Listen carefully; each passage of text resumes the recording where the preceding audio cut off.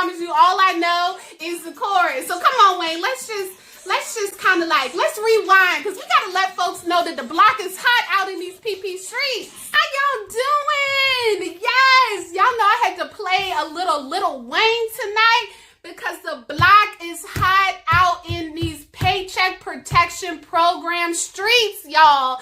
My inbox has been flooded with people asking me questions. How can I still get access to the Paycheck Protection Program forgivable loans, even though I read in the news that the funding has run out? Well, tonight we're going to talk about a segment of money that is still left to the tune of $8 billion. Let me say that one more time, right? $8 billion that is still left, and for which Black entrepreneurs can access in the form of loans which can be forgiven. And when we talk about loans which can be forgiven, what we're really talking about is the potential to get grants. Now, this is especially significant for Black entrepreneurs. Why? Because there are 2.56 million Black entrepreneurs, but only 109,000 of them have the capacity to employ at least one person. We know that Black entrepreneurs need this cheddar. We know that Black entrepreneurs need this bread. We know that Black entrepreneurs have been telling Uncle Sam for many years that he needs to run us our what? Our check. So if you are an entrepreneur and you have not applied for a Paycheck Protection Program and you are eligible, then this live is for you. And for those of you all who have actually applied for the PPP and you tipping around in these streets knowing that your business has been open for 8 or 24 weeks longer than what it would have, we need to talk about forgiveness. Because there's some people out here in these streets that are at risk of what? Going to jail. Which is why we started the live off with Lil Wayne's The Block is Hot, y'all. So what we trying to do is where's my church fan? We trying to get the church fan going. We trying to cool the block off, y'all, because you know what? Chains don't look good on everybody, and neither does being behind bars, okay?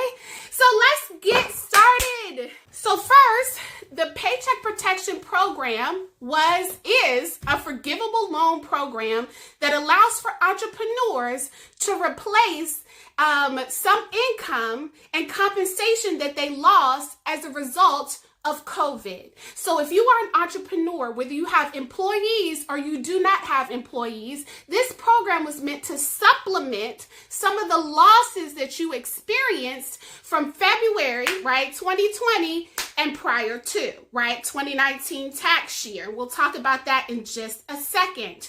These are loans. And if you file the appropriate paperwork, these loans then become grants. When the Paycheck Protection Program was first introduced, your boy Joel Osteen, your favorite Shake Shack, Ruth Chris coming in with the $80 steaks, decided that they wanted to compete with the mom and pop shops. That means the Lash Girl, right? Your barber, right? Your hairstylist, right? They wanted to compete with the small businesses because they truly believed somewhere in the back of their mind that they were also small. But the great thing about the way that advocacy worked is that they turned it around and said that we are going to make this available for the smallest of small businesses, including those businesses that do not have employees. And that is especially relevant for Black entrepreneurs because there are 2.56 million Black entrepreneurs, and at least 2.4 million of them do not have employees. So if you are in that number,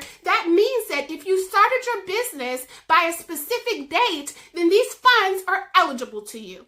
And because we know the complicated history that Black people have with the lack of compensation that our ancestors was paid, then in my opinion, anytime that the government is handing out checks and you can get your hands on it legally, well, I say that guess what? That's just a return on the investment that my ancestors made centuries ago. Hello. So let's get started. So, as of recently, it is true that banks and financial institutions are no longer accepting new applications. What this means is that if you're watching this live and you have already submitted an application for a Paycheck Protection Program loan and you have not been approved, I want you to do a couple of things. And if you're listening to this and you're new, don't go anywhere, because I'm going to tell you where the $8 billion is hiding, but I want to get to the people who already have an application in the pipeline first. If you have an application in the pipeline with a lender, those applications will continue to be processed by SBA until funds and resources are exhausted. So if you have an application with Womply, Biz2 Credit, PayPal, Bank of America, JP Morgan Chase Bank, do not withdraw your application. But one thing that you absolutely want to do is you want to check the information inside of the application and make sure that it is accurate. And when I say that, there are a few things that you absolutely want to look for. Have they posted your social security number or your employer identification number? Okay? Do they have accurate and clear pictures of your driver's license so they can verify your identity? Have you made sure that you have connected your bank account to the lender so that they can verify that you're still earning income present day, okay? Is it possible that you may have missed uploading a tax form? It is important that you make sure that your application is 100% accurate, because if SBA denies a loan that is currently in waiting, that is it. And I have read story after story on the internet of people who submitted their application, had it processed, and because of one detail that was missed out on the entire loan, right? So this is kind of a last chance for you to make sure that if you want to go with the lender that you selected, that your information is accurate. Now, I want to talk to new applicants. So those people who are saying, okay, Keezy, okay, Professor Keys, you done talked to the people who did what they were supposed to do. Now I'm just jumping on the PPP wagon, and I'm like, yes, Sam, right? You can't be my uncle until you run me my check. For new applicants, I have some really good news for you. In the legislation for the second stimulus, one of the things that was set aside was $8 billion for community development financial institutions. And these are financial institutions that were created to serve minority, women, and disadvantaged institutions. So I know that across Instagram, people have been trending about Womply, again, Biz2 Credit, Smart Biz Loans, PayPal, Bank of America, again, JP Morgan Chase. A lot of these well-known names have received a lion's share of attention as it relates to PPP. And community development financial institutions haven't received as much shine. But that's why there's still money there. How do you find these institutions? You want to go to ofn.org. All right, so I'm going to say that one more time, because I know some people got their pens and their pads ready. You want to write down ofn.org, and you want to make sure that you find the CDFI locator. At this time, if you are a new applicant, this is the only way that you can access these forgivable loans before the deadline of May 31st, okay? You want to make sure when you're contacting these financial institutions that do not have the same staff as larger banks, that you email repeatedly, okay? That you call them repeatedly, and that you schedule a visit and talk to their staff. One of the experiences that I've had with CDFIs is that they mean well, but they're understaffed. And so I don't want you to be deterred if you reach out to them and they don't immediately reply back. You need to be entrepreneurial, right? You need to look at the potential loan that's on the other side of the $8 billion that is on this financial institution as money that you have already claimed. All right? So I want you to say it with me. This check is my check, right? Don't let Joel Osteen run away with your dollars. So let's keep going. A few kind reminders, right? For those newbies on this lab, they're just like, okay, Keys, I got ofn.org ready to go. And I said, this check is my check, right? I already know that I'm going to be sending 5, 6, 15, $20, 2011 emails to CDFIs, I want to remind you of a couple of guideposts before we talk about forgiveness. One, your business should have been operating and earning income before February 15th, 2020. All right, not 2021, but 2020. Operating and open and earning income. Important, because if your gross profits are $0, then that means that they cannot replace income that you've lost because you've not earned any income. And I know the number one question is, well, what if I started my business November 2020? Can I use the PPP to start a new business? The answer is no, not unless you want to know how an orange jumpsuit looks. All right, so these are for people who own businesses before then. And this is for sole proprietors. So those are people who maybe you a Mary Kay consultant, right? Maybe you work 9 to 5 for your separate but unequal paycheck and come home and pay yourself what you know you're worth. Maybe you're an independent contractor and you driving around and you getting it, but you also getting people, right, in Uber and also Lyft. Perhaps you a Mary Kay representative. Perhaps you selling flat tummy tea because you know that COVID-30 is real. I got like COVID like 10 or 11. Don't judge me, right? But you an independent contractor. You old school. You selling Vector knives, you selling Amway. This applies absolutely to you. If you do not have employees, this applies to you. If you have a nonprofit organization, this applies to you. So do not count yourself out before you count yourself in, okay?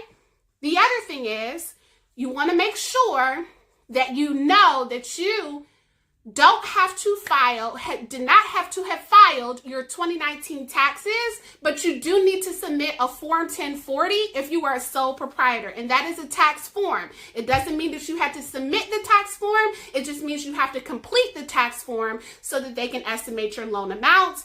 And then finally, you want to make sure that you gather your paperwork, because this is normally the process that trips people up. They do not have their paperwork in order. You already know how entrepreneurs think, or how they should think, at least good business people. If it's not in writing, it's not real. Let me say that one more time. Where's my church fan? Because some of y'all missed that.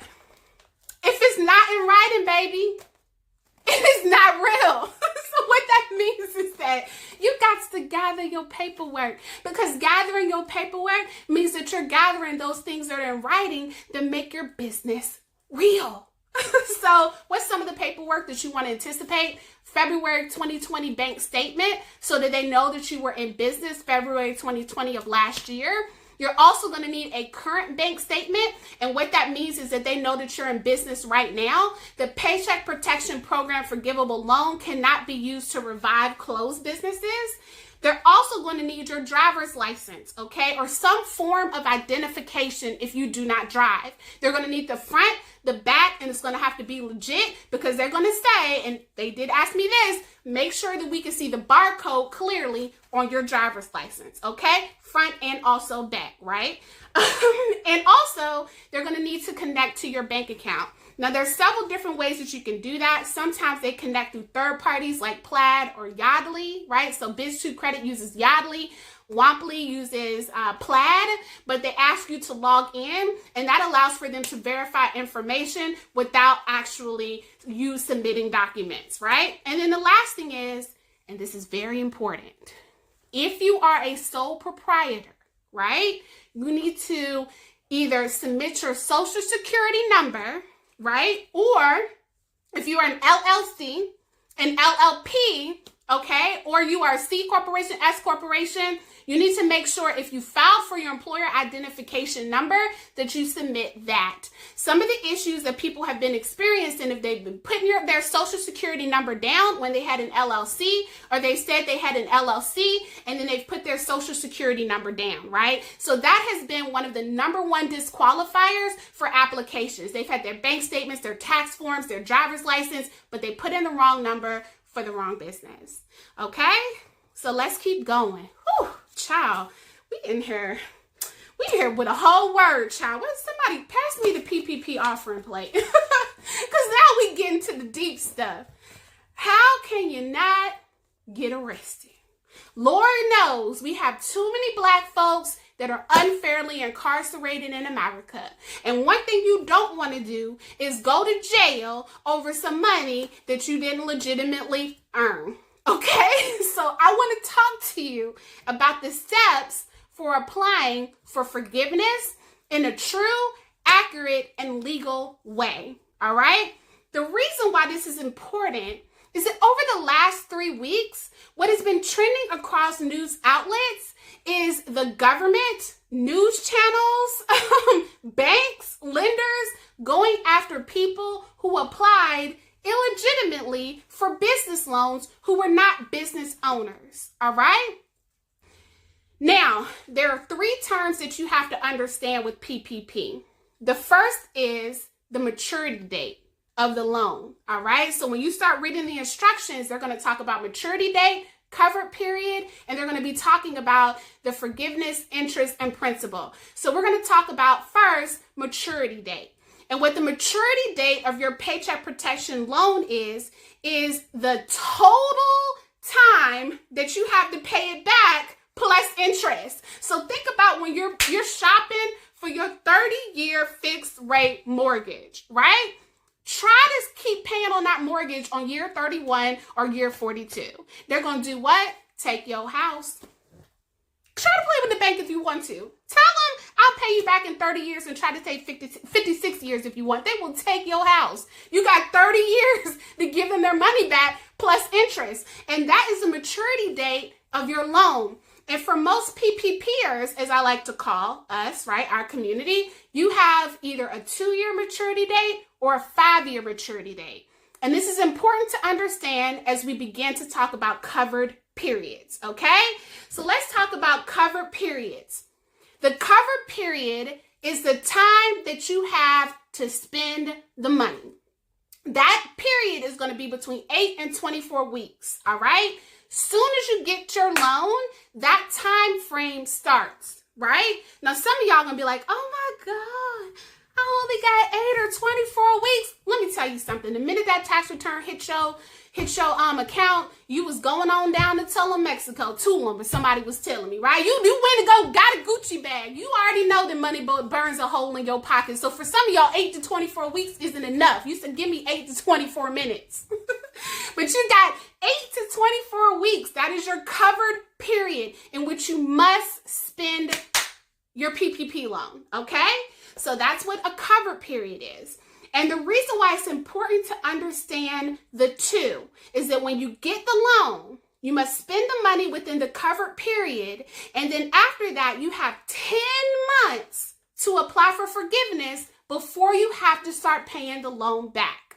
Now, I know you're saying, hey, yo, Keys, what do you mean? Because we talking about forgiveness over here. Well, we were also talking about CP time when we first started this live. And some of you all may be eligible for forgiveness, but you spent your PPP loan in 8 minutes and you want to apply for forgiveness 8 years later. It don't work like that, honey bunny. So they want you to apply for forgiveness within a certain period of time. All right. So if it's the covered period, right, the 8 to 24 weeks, you have 10 months to apply for forgiveness before you have to start paying your loan back with interest. And how that looks like is that if your covered period ends on January 1st, then that means you would have to start paying your loan back on November 1st if you have not applied for forgiveness. And that's important, right, to understand that.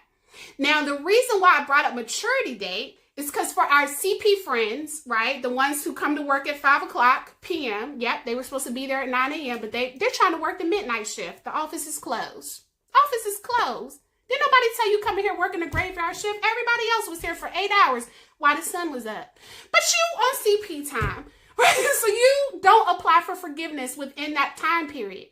Well, you can still be eligible for forgiveness, though now you have to start paying your loan back you can ask for forgiveness through the maturity date. So that's 2 to 5 years, right? So it's 2 or 5 years, depending on when you apply for your PPP, right? So you have that full time. So think again, like the 30-year fixed mortgage, you have that full time to apply for forgiveness, all right? So that's important to know because a lot of entrepreneurs have gotten a little confused about the difference between maturity date, cover period, 10 months, right? Cover period, the time you have to spend your loan, and your maturity date, the time it takes, or the time that you have to actually apply for forgiveness and also pay your loan back in full if you were not forgiven. So let's keep going.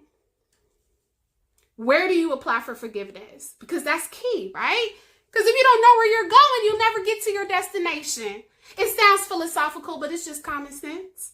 So you apply for forgiveness through the lender that actually allocated your loan, right? So the lender from whom you received your loan. So if you process your loan through Womply will be who you are seeking or submitting your forgiveness form through. If you process your loan through PayPal, then PayPal will be the organization in which you are processing your forgiveness paperwork through. You do not submit paperwork to the SBA, right? So go back to your source. That's your first, right? That's your first directive. Secondly, if you are a Black entrepreneur watching this and you do not have any employees, then you want to make sure, right, that you do not apply for more forgiveness than $20,833. Why do I have that specific amount? Because for self-employed entrepreneurs that do not have any employees, the maximum amount of loan forgiveness that you can get was $20,833 because that equates to you earning $100,000 in income. All right, so just keep that in mind. For self-employed entrepreneurs, one of the words that you will see over and over again in your forgiveness applications is payroll. Don't panic, right? Because you might be looking around like, in my mind, I got Rashella, Debo, Roscoe, and Keisha on my payroll, but not in real life, right? It's aspirational, right? Aspirational. You got a whole corporation, a whole building of people socially distanced working from you. But in the interim, as a self-employed entrepreneur, you are the CEO, the CFO, the COO, the accountant, the attorney, the receptionist, you the social media manager, you everybody, right? You Roscoe, Keisha, Debo, and also Rashella. I'm surprised I remember all four of those names. You do not have to submit a payroll. As a self-employed entrepreneur, this is your ownership compensation replacement. So any money that you spend, you can spend as if it was you paying yourself through a paycheck, right? So your job does not regulate how you spend your direct deposit. And the same holds true for self-employed entrepreneurs with no employees who are doing the same thing. All right. So you can spend that money to pay your rent. You can spend that money for a babysitter because you and the baby been looking at each other for a year now. The baby like, I'm trying to go back to school, and you like, I'm trying to get out this house. You know, real talk. Parents, you know, y'all got to have those conversations on the sidebar. You love the baby, but sometimes the baby just got to go to the babysitter. Okay. So you can use that money to replace whatever expenses you couldn't because your business lost income. Now, next, if your business closes after you get the Paycheck Protection Program loan, you can apply for forgiveness from that loan. So there'll be some people for which you get the loan and unfortunately things do not work out with your enterprise. And your question might be, well, I got this loan for $20,000 and unfortunately I was unable to sell my Amway lotion. People got a big round tummy. They do not want it to be flat yet because they're anticipating 3 more months of COVID, so they have not bought my tea, right? Your business closes. You can still apply for forgiveness, but only after you have expended those funds during the covered period. Now, next, you want to make sure that you are completing Form 3508S if you are self-employed, no employees, and you received a loan for less than $150,000, okay? The reason why that's significant is because that is a 1-page application. And the great thing is when you go to your lender and you check, I'm self-employed, and self-employed can be you still work your 9 to 5, but you have your side hustle, right? That can still be self-employed, right? So like you're doing that. And you say you don't have any employees, and you also say that your loan was less than $150,000. Well, guess what? When you fill out this form, it's 1 page. You confirm that you use the money to pay yourself, and it's easy peasy, right? Through the process. Now, the last thing is, and this is important, that some, none, or all of your PPP forgivable loan or for PPP loan may be forgiven. So let me say that one more time. Some, none, or all of your PPP loan may or may not be forgiven. And that's important for you to know because you have to follow instructions in order to get to 100% forgiveness. So I don't want you to go into it thinking it's a guaranteed 100% if you do not follow the instructions. Right now, the SBA is backed up, right, on actually giving forgiveness to people who apply for it. So if you've already expended all of your PPP funds, start your forgiveness process early, okay? If you are denied, because there are some people who might get denied, right? If you are denied, the SBA does allow for you to appeal the decision at treasury.gov. So do not think that it is a no. Imagine a T and a yet on the other side of no, which means not yet, right? So you can appeal the decision. So don't panic because you don't want to pay back a $20,000 or $15,000 loan. Regroup, make sure you have your paperwork, and resubmit. So I told you tonight was going to be quick. You know, normally I'm dancing and I'm rapping and I'm flipping hair and braids for like an hour, but I wanted to make this quick and I wanted to make it dirty. The takeaways from this particular live is that, guess what? This check is your check, right? An opportunity is on the other side of hustle. So I want you to always remember, don't swim in an ocean of knowledge and drown in ignorance. Take these notes and go tell Sam to run you your check. I love you all. This video will be on YouTube where all of my lives are within the next 24 hours. Until next Wednesday, bye-bye.